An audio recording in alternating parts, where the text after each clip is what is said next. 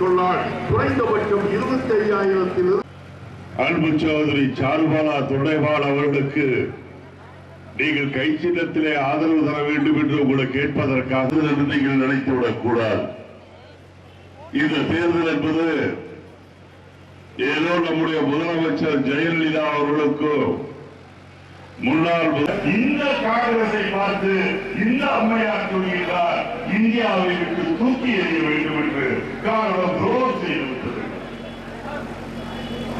எனக்கு மிகவும் வருத்தம். எனக்கு ஜெயலலிதாவை என்ற பெருமை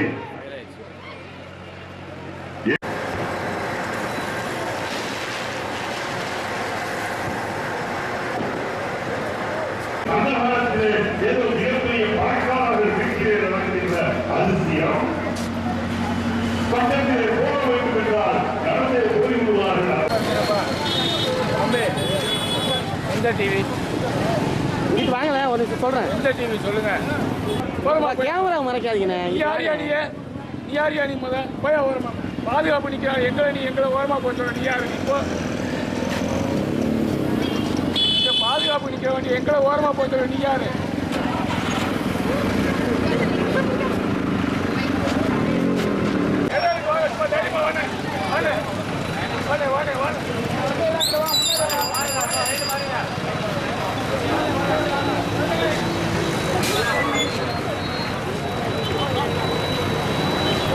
நேற்று வந்து ஜி.கே. வாசன் வந்து காங்கிரஸ் சார்பாக வந்து பேச வந்தார்.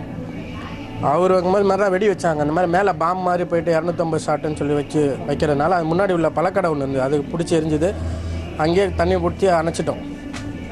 இன்றைக்கி ஈவிகேஸ் இளங்கோவன் வந்து பேசுகிறோன்னா அதே மாதிரியே வெடியை வச்சு இங்கே வீட்டோட கூரை பிடிச்சிச்சு.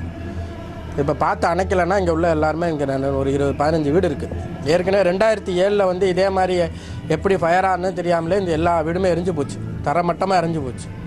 இப்போ திருப்பி இந்த மாதிரி ஒவ்வொரு எலெக்ஷன் மீட்டிங் நடக்கும்போது இங்கே தான் வச்சு எரிக்கிறாங்க. ராயகோபுரத்துக்கு முன்னாடி 40 அடி தூரத்தில் வெடி வெடிக்கக்கூடாது, எதுவும் பண்ணக்கூடாதுன்னு சொல்லி போட்டிருக்காங்க. ஆனால் வெடி வெடிக்கிறது எல்லாமே இங்கே தான் நடக்குது.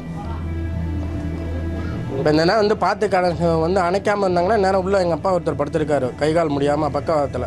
நாங்களாம் அங்கே தான் வெளியே நின்னோம். வந்து பார்க்கறதுக்குள்ளே அவர் எரிஞ்சு முடிஞ்சிருப்பார்.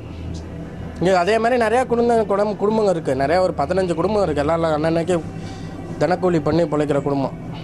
2007 இறஞ்சனால தான் இந்த மாதிரி ஆஸ்பராஸ் சீட்டு போட்டு எல்லாம் இருக்காங்க. சூடு தாங்க முடியலன்னு மேலே கொஞ்சம் ஒரு கீத்து போட்டது தான் இப்போ எரிஞ்சிருக்கு. இந்துக்கள், இஸ்லாமியர்கள், கிறிஸ்துவர்கள், சீக்கியர்கள் போன்ற பல்வேறு மதத்தை சார்ந்தவர்கள் ஒரு தாய் வயிற்றின் பிள்ளைகளாக இருக்கின்றோம். அந்த நல்ல சூழ்நிலையை ஏற்படுத்தி காப்பாற்றி வருவது காங்கிரஸ் இயக்கம் தான். இந்த தேர்தலில் சிறுபான்மை மக்கள் முழுமையாக காங்கிரஸை ஆதரிப்பார்கள். ஆனால் ஒரு சில இயக்கங்கள், குறிப்பாக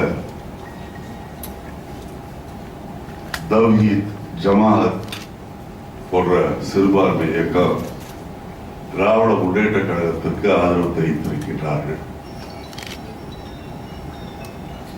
கலைஞர் அவர்களை பொறுத்தவரையில் ஏற்கனவே பாரதிய ஜனதா கட்சியினுடைய மந்திரி சபையில் அங்கம் வைத்தவர் என்பதை மறந்துவிடக்கூடாது.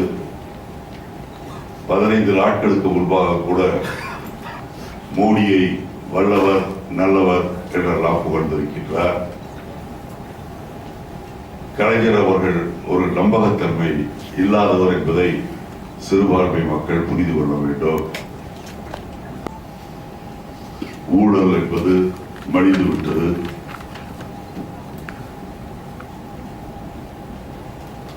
பல மாவட்டங்களில் வறட்சி நிவாரணத்திற்கு தந்த பணம் காணாமல் போயிருக்கின்றது. குறிப்பாக சொல்ல வேண்டும் என்று சொன்னால்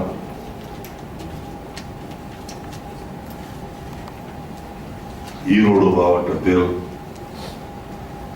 பவானி, அந்தியூர், அதேபோல் கோவை மாவட்டத்தில் அவனாசி போன்ற இடங்களில் வறட்சிக்காக ஒதுக்கப்பட்ட நிதி அந்த பகுதியிலே இருக்கின்ற அமைச்சர்கள் ஃபோர்ஜ் டாக்குமெண்ட்ஸை காட்டி வைத்து கோடி கோடியாக சுருட்டி இருக்கின்றார்கள். இதனால் அங்கே விவசாயிகள் மிகவும் வேதனை அடைகிறார்கள். யார் அந்த அமைச்சர்கள், எவ்வளவு சுருட்டினார்கள் என்று ஜெயலலிதா தரப்பிலிருந்து கேள்வி எழுமானால் நாங்கள் அதற்கு புள்ளி விவரத்தோடு சொல்வதற்கு தயாராக அவங்கள சப்போர்ட் பண்றாங்கன்னா கேட்கறேன். உங்க மூலியமா அவங்கள கேட்கறாங்க.